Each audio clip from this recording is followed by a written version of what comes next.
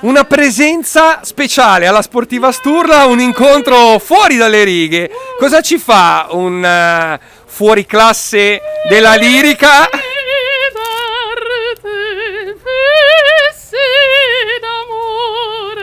Un po' di Tosca. Capucin, cosa ci fai alla Sportiva Sturla?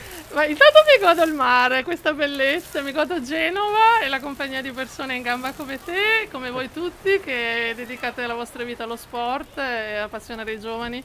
È una scuola di vita, perché lo sport è una scuola di vita, ci credo molto, come l'arte, come la musica, quindi siamo colleghi, dai!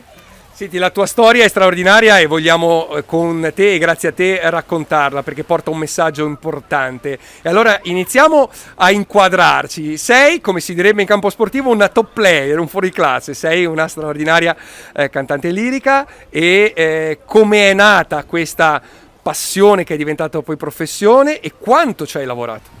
Allora, la storia nasce quando io avevo 7 anni. Quando avevo 7 anni ho ascoltato, grazie al mio maestro elementare che era un uomo eccezionale, quindi i nostri maestri sono veramente persone che ci cambiano e che segnano il nostro destino. Ci ha portato a scuola Pierino il lupo di Prokofiev. Io ho ascoltato Pierino il lupo all'età di 7 anni, ho deciso di fare la musicista. Come ci sono i bambini che decidono di fare i pompieri, i medici, io a 7 anni lo sapevo. Perché ebbi un momento di tale gioia che era veramente al di sopra delle righe, una tale estasi. E lì cominciò questa avventura. Io da bambina cantavo già nel coro delle Voci Bianche del Teatro Margherita, quando a Genova c'era ancora il Teatro Margherita in via 20 settembre, anche lì il maestro Gersi, insomma tutti questi maestri che ci segnano, che ci portano avanti un pezzettino nel nostro destino. E poi, per farla corta, sintetizzare, sì, ho studiato canto da grande, dopo tanti anni cantando in tanti cori amatoriali di alto livello e ho fatto la cantante lirica, prima nei cori come artista del coro professionista e poi come solista in Italia e all'estero e ho fatto grandi ruoli, insomma, Tosca, Fedra, Medea, Forza del Destino, Otello, Bohème, eccetera, eccetera, eccetera, ed è stata la mia vita, insomma, perché è più una vocazione, direi, che una professione. Una vocazione è un'altra cosa. Una vocazione vuol dire qualche cosa di cui non puoi fare a meno. O la fai. Queste sono le scelte. Tra tanti personaggi interpretati, uno che ti rappresenta più di altri, mi dicevi, Tosca. Tosca! Sì, perché la Tosca è la cantante lirica, no, per eccellenza. È una cantante lirica nella storia, quindi meglio di così. Sì, poi Puccini, vabbè. Proprio l'italianità allo stato puro, sì, Tosca direi, insieme a tanti altri, ma forse questo. Oggi qui siamo anche a raccontare un parallelo che sembrerebbe buttato lì e invece tu ci dirai che non è così, tra il canto, la lirica e lo sport. Che cosa c'è in comune? Tutto, tutto. La resilienza, la costanza, la disciplina, il sacrificio, la passione. Il fuoco, tutto, è una scelta di vita. Se lo fai ad alti livelli è una scelta di vita, lo sai benissimo. È una scelta di vita che ti prende completamente e fare una cosa bene completamente è sempre una scelta di vita, che sia il canto, che sia uno strumento, che sia un'arte, che sia uno sport. Lo sport è una scuola di vita perché ti insegna a rinunciare, no? Ti insegna ad allenarti quando vorresti andare a fare una passeggiata, ti insegna il sacrificio, ti insegna a diventare una persona, è una scuola di vita, non solo di muscoli. E fare la musicista ad alti livelli è la stessa identica cosa, ci vogliono tante ore di disciplina, di studio, di allenamento, non è solo il talento aiuta, il talento serve, sul talento si lavora, come hanno fatto tutti i grandi, dicevo prima, la Callas ha iniziato a studiare a 11 anni, non sono state giuggiole, ma tutti abbiamo studiato, quindi lo sport è in questo senso come l'arte, come il canto, è una scuola di vita. Noi dobbiamo studiare tanto per diventare bravi perché insomma è un lavoro, è una professione molto competitiva, è una professione agonistica, si è agonisti della voce, siamo atleti della voce, come voi siete atleti nelle vostre discipline e ci vuole tanta forza mentale. Condizione fisica, quindi allenare il corpo perché non si canta solo con le corde vocali, noi siamo un corpo risonante, lavoriamo proprio tutto, la cassa toracica, ma proprio la spina dorsale risuoniamo come un organo, ma poi la forza mentale. Senza la forza mentale non c'è niente, zero. E la forza mentale è la prima cosa, anche per lo sport, anche per voi. Il messaggio è potente, il talento è importante, ma non è tutto, anzi ci vuole veramente quella costanza, quell'impegno, quello spirito di sacrificio, quella forza mentale a cui ti riferivi per fare il salto di qualità. E si dice spesso nello sport, molte volte chi ha talento non è arrivato, chi invece ci ha messo la testa è riuscito a raggiungere risultati anche superiori alle aspettative. Sì, ci sono tanti esempi di colleghi, senza fare nomi, con meno talento ma con una grande carriera perché avevano questo. Cioè avevano una marcia in più nella testa e quindi è molto importante mantenere la motivazione viva, forte, fortissima. La prima cosa, la fiamma, mai permettere a nessuno di spegnertela, mai. Trovare persone che anzi ti aiutano, è un lavoro che io faccio anche molto con i miei studenti, di incentivarli, di proprio caricarli mentalmente e quando li carico lavorano meglio. I risultati si vedono, cioè le trasformazioni accadono, i miracoli succedono, sono possibili, ma parte da qua. Noi siamo il riflesso, la materializzazione dei nostri pensieri. Quindi se tu ci credi, se tu lo vuoi, se tu lo vedi, se tu lo visualizzi, perché la visualizzazione è importantissima, gli atleti olimpionici visualizzano la gara, la visualizzano prima di farla, si vedono, quindi quando la fanno è già il replay, la visualizzazione.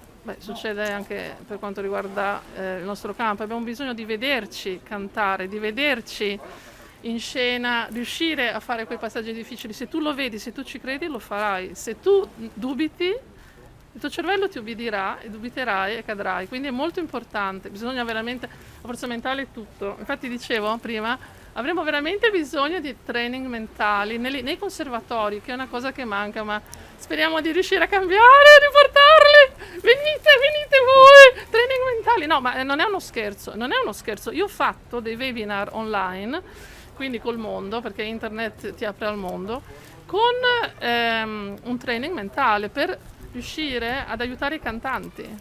Non è uno scherzo, ci credo. Mi hai appena dato un altro elemento straordinario, prima il parallelo tra campioni, no? Atleti della voce e dello sport, e adesso parliamo di formatori, allenatori, trainer. Mourinho, uno dei più grandi allenatori insomma di questi ultimi 20 anni, che ha vinto tutto con il Porto, Real Madrid, con l'Inter, poi col Chelsea. Ebbene, lui diceva sempre: io dico ai miei giocatori che sono i migliori del mondo.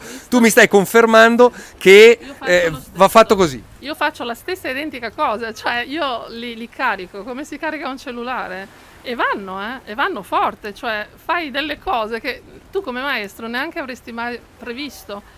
I miracoli esistono, però parte da dentro, non da fuori, da dentro. Sono le persone che devono sentirla questa cosa e quindi un maestro, oltre a dare insomma delle istruzioni tecniche, secondo me deve essere anche un mentor, come si dice, no? All'americana, cioè una persona che veramente ti cura globalmente. La carica mentale è fondamentale per noi, come per voi sportivi. Questo è un grande parallelismo, è uguale. Hai parlato di miracoli e tu sei un'esemplificazione di come, insomma, davvero con la forza si possano superare anche barriere che sembrerebbero davvero insormontabili. Ci vuoi raccontare la tua storia, che può essere veramente un esempio? Sì, ve la racconto perché tanto non ne faccio un segreto, ma non la racconto per commuovere la racconto come esempio di quello di cui stavamo parlando, la forza mentale. Che cosa significa? Io anni fa mi ammalai gravemente, ebbi una diagnosi grave, molto grave, e dovetti fare delle terapie d'urto, chemioterapie a go-go e altre cose. Che cosa accade? Io persi completamente la voce, ma completamente significa completamente. Zero, sotto zero, e io ero già nel pieno della mia carriera, avevo già cantato la Tosca in giro per il mondo, quindi dalle stelle alle stalle, dicevo, ed è stato veramente una cosa devastante, lì per lì la paura, e insomma non penso di dover commentare come ci si possa sentire in queste condizioni, ma so che neanche per un istante, neanche per un minuto ho dubitato, ho pensato, ecco, adesso è finita, adesso la vita mi ha piegato, si vede che non era il mio destino. No, mai, ho detto: ah sì? Ah davvero? Adesso ti faccio vedere io.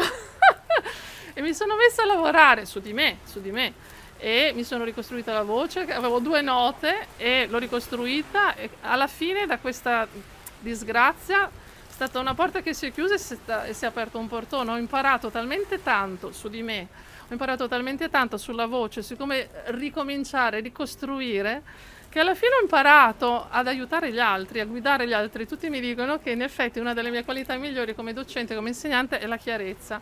E ci credo, non sono parole, è vero, perché me la sono dovuta creare, costruire questa chiarezza su un grande dispiacere, una grande prova di vita che però di nuovo mi ha reso forte, quindi alla fine è andata bene così, è andata bene così, quindi i miracoli esistono e lo racconto per dare un esempio e anche un messaggio positivo. A volte noi cantanti, ad esempio, quando ci stanchiamo troppo, a volte capita di avere crisi vocali, capita di perdere la voce, capita di avere addirittura bisogno di, non so, interventi chirurgici sulle corde vocali. Succede, ma i miracoli esistono. Un percorso straordinario quello che ci hai raccontato, messaggi importanti per chiunque ci stia ascoltando, che sia un atleta, che sia una persona che ha qualsiasi obiettivo nella vita, che ha capito come provare a raggiungerlo. Tu ne hai già raggiunti molti, rimane qualche sogno, qualche obiettivo ancora che ti poni? Ah, vedremo, non lo so. Al momento, stranamente, con questo Covid, questa situazione storica fuori dal comune, assolutamente, che nessuno avrebbe mai previsto, di nuovo mi si è aperto un portone, grazie a internet, io dico santi internet, no? Che è una vetrina sul mondo. Sto insegnando a tutto il mondo, cioè tutto il mondo diventa accessibile. Le crisi, se le si sa utilizzare e bene, possono essere anche una chance. E questa è stata una chance perché io mi sono aperta al mondo, quindi non insegno a 20, insegno a 200, insegno a 2000, faccio corsi, faccio webinar dove ci sono 600 persone presenti che ascoltano dall'India al Canada, all'Australia, al Giappone e sono curiosa di vedere dove porterà questa avventura. Senti, top player della voce, grandissimo allenatore e docente, ma per proseguire in questo parallelismo con lo sport, hai mai praticato veramente una disciplina? C'è uno sport che in particolare ti affascina? Ma il mio sport era il canto, il mio sport era il canto, ore e ore e ore ad allenarsi, ti assicuro che alla fine hai bisogno di mangiarti una bella bistecca fiorentina. No, non ho fatto tanto sport, mi piace molto molto camminare, abbiamo questo mare, la Liguria, cammino ore e ore e ore lungo il mare, la costa, le passeggiate, questo è il mio sport, il canto, basta quello.